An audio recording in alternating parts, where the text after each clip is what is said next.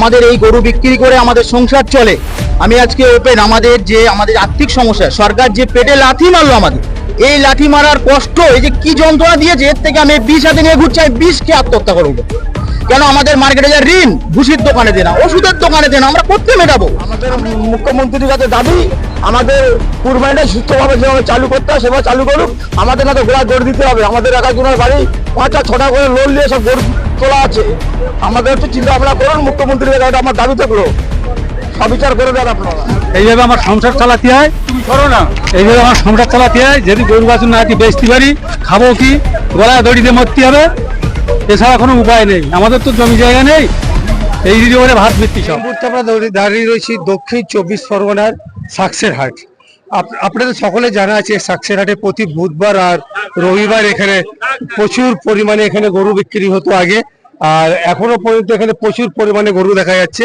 কিন্তু যখন থেকে বিজেপি সরকার এখানে এসেছে, একটা বিধি নিষেধ হয়েছে, এখানে গরু বিক্রি হবে না।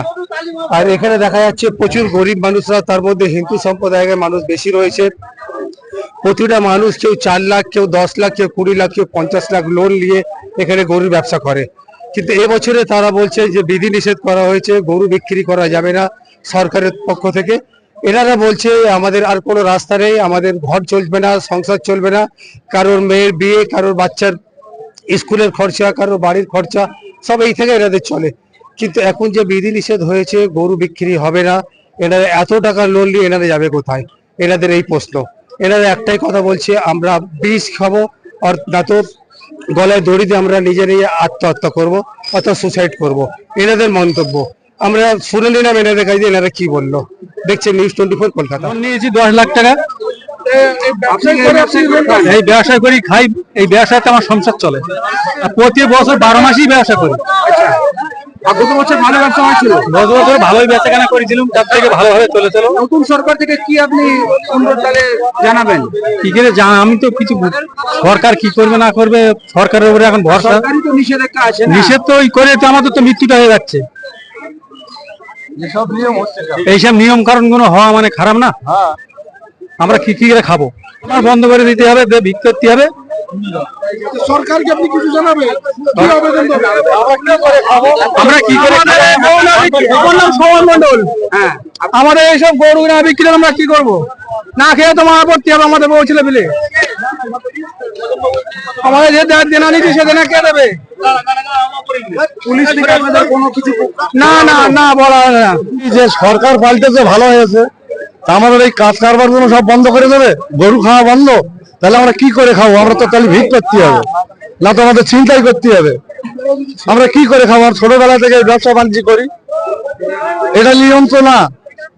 এ কি নিয়ম? সরকার পাল্টেছে ভালো হয়েছে, সরকার ভালোভাবে চালাক, এইসব নিয়মগুলো করছে কেন? হ্যাঁ, এবারে আমরা কেন এবারটা ছাড় দেবে কেন? এটা 12 মাস ছাড় দিয়ে রাখতে হবে, 12 মাস ছাড় দিয়ে রাখতে হবে। এই নিয়মটা হবে কেন? হিন্দু মুসলমান আমরা ভাই ভাই মতন চলি, আমরা একই সাথে চলি, একই সাথে খাই, আমরা সেইভাবে চলাচলতি করি, সেইভাবে ব্যবসা বাণিজ্য করি। আমাদের এভাবে কেন নির্যাতন দিচ্ছে? কোনো সময় আমাদের বাপদাদার পুরুষ 14 পুরুষ এরকম হয়নি তো। এখন সরকার পাল্টে এইসব কথাবার্তা চলছে। পুলিশ এসে কি আপনাদেরকে বললো? পুলিশ এসে বলছে 14 বছরের গরুর দরকার। 14 বছরের গরু একটা আছে হাটে, দেখুন একটা খরিদ্দার আসে না। সব লস আমাদের। সবাই বলছে যে গরু ধরে নিল রাস্তায়, একটা গরু গাড়িতে করে নিয়ে যাওয়া যাবে না। তাহলে আমরা কি করবো এইবারে? কলকাতার পার্টি যদি একটা গরু বিক্রি হবে না কেন? এই নিয়মটা তো কলকাতার পার্টি যদি না আসে, একটা গরু সাকসালে বাজার বিক্রি হবে না, তাহলে এই গরুগুলো কি হবে? কোথায় রাখবে আর কি করবে? এক একটা মানুষ ওই ব্যাংকে থেকে 40,000 50,000 করে লোন নিয়ে 5টা 6টা করে গরু পুষেছে। কারুর মেয়ে সায়না হয়েছে, কেউ বিয়ে দেবে, কিন্তু সেই গরু বিক্রি করে সে মেয়েটা তার বিয়ে দিতে হবে। দিন দানে তো হয়ে যাচ্ছে, কিন্তু সে গরু বিক্রি হচ্ছে না, সে মেয়ে সব বিয়ে দিতে পারতেছে না। প্রশাসন বলছে যে বেচাকেনা হবে না, বিজেপি সরকার এসে তো হিন্দুদের জন্য তো ভালো। তো তা ভালো কি করে হচ্ছে? আমরা তো এই করে খাই। আপনার কি এই করে খান? হ্যাঁ, গরু ব্যবসা করে খান। আমার ধরো এই গরু না পুষে খেলে চলবে না। যদি যোগী আদিত্যনাথ যে কোনো কথা বলে সেইগুলো আমাদের চাকরি দেন, একটা যে কোনো কর্ম দেন, আপনারা গরু পোষা বন্ধ করুন। গরুগুলো তৈরি আমাদের গরুর পিছনে অনেক কষ্ট করতে হয়, গরু পুষে মানে আমাদের মানে এখানে গুণ আছে, গুণটাকে দিয়ে দিতে হয়।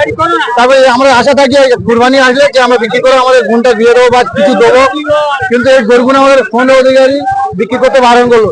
এবার বিক্রি যদি আমরা না করি আমরা কোথায় যাবো? তাহলে আমাদের গরুগুলো যে কোনো ব্যাংকের থেকে লোনগুলো নিয়েছি, ওই লোনগুলো ওরা আমাদের শোধ করে দিক আর আমাদের যে কোনো সবার চাকরিটা দিক, আমরা এটাই চাই। আমার নাম ভূপাল ভাই, আমি 4 লাখ টাকা লোন নিয়ে 6টা গরু পুষেছি, কিন্তু 6টা গরু পুষে একটু বেচতে পারছি না। সরকারের কাছে করজোরে অনুরোধ, কারণ এবার কুরবানিটা ছাড়বে, আমাদের গরুগুলো বিক্রি হয়ে যায়, তারপরে যা সিদ্ধান্ত করে আমরা মেনে নেব। ভালো বিজেপি পার্টি, ভালো বিজেপি পার্টির আমরা সমর্থন, বিজেপি পার্টি আমরা ভোট দিয়েছি, কিন্তু আমাদের এইগুলো আমাদের একটু লাইনটা পরিষ্কার করতে আমরা জানতাম না, যার লেগে আমরা গরু পুষতাম না। সরকার থেকে কি আপনি অনুরোধ করবেন? সরকারের কাছে আমার অনুরোধ, যাতে আমরা এই বছরটা আমরা পার করে দিতে পারি।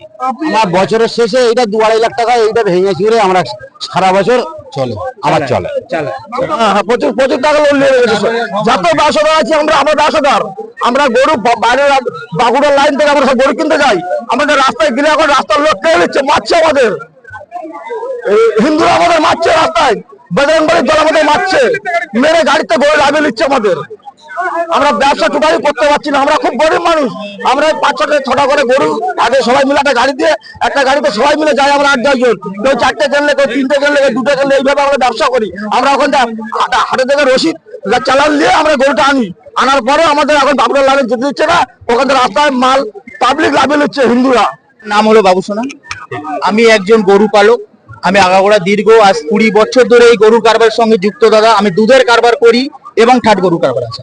আমরা যে গরুগুলো 2-4টে বিক্রি করেছিলাম ইলেকশনের আগে, সেগুলো সব রিটাইল হয়েছে এবং এই সরকার আসার পরে আমাদের বলেছিল আমরা তোমাদের বন্ধু, সবকা সাথ সবকা বিকাশ, বিজেপি সরকার বলেছিল। কিন্তু এখন এসে এনার প্রতিটা পদক্ষেপে আমাদের পেটে লাথি মারছে এই সরকার। আমাদেরকে সময় দিতে পারতো, যে একটা আইন পাস হয়ে রয়েছে, 1 মাস পরে আইনটা বলবৎ হবে, আমাদের একটা সময় নির্ধারিত, আমাদের একটা জায়গা গুছানোর ব্যবস্থা করুক, সেটুকুও করলো না।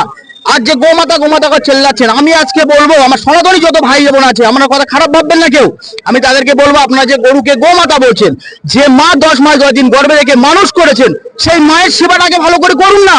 সেই মায়ের আশীর্বাদ থেকে বড় আশীর্বাদ কিছু নেই। গোমাতা কোনোদিন একটা পশু আর গোমাতা হতে পারে না, সে কোনোদিন আপনাকে আশীর্বাদ করতে পারবে না। আপনি মায়ের আশীর্বাদ আগে নেন, তারপরে বলুন। আজকে আমরা সাধারণ গরিব মানুষ, আমরা কি অন্যায় করি সরকারের কাছে? এই সরকারকে জিতিয়ে এনেছি, ভোট দিয়ে নির্বাচিত করেছি, এই সরকারকে আমরা এই বিপদে পড়ার জন্য আজ গরিবের পেটে লাথি মারছেন? বলুন, আমরা এই গরিবরা আজকে ক্ষিপ্ত হয়ে আছে, আমাদের পেটে যখন লাথি মারে, পেটের জ্বালায় আমরা যখন সিংহর মতন গর্জন দেবো, এই গর্জনের আওয়াজটা কতদূর যাবে সেটা সরকার বুঝতে পারবে। আমি বারবার বলছি, আজকে যদি আমাদের এই প্রতিজ্ঞা না করে, আমাদের ব্যবস্থা যদি না করে, আগামী দিন আমরা নবান্নর সামনে হাজির হবো। সামনে গরু নিয়ে হাজির হবো, সরকার তখন বুঝবে গরিবের জন্য কতটুকু। উনি তো এসিতে বসে থাকেন, গদি চেয়ারে, ঘোড়াও চেয়ারে বসছেন, একবার আইন পাস করছেন। সাধারণ মানুষ আমরা কত কষ্টে সকাল 6টা থেকে রাত 12টা পর্যন্ত গরুর গোয়ালি খাটতে হয় দাদা। আমি কালকে একটা হিন্দুদের নিয়ে ভিডিও করেছি, আমার হিন্দু ভাইরা, আমি তাদের সঙ্গে একসঙ্গে অটো বসা 24 ঘন্টা একতলায় খাওয়া দাওয়া করি, কত কষ্টে তারা আছে সেটা বুঝতে পারবে।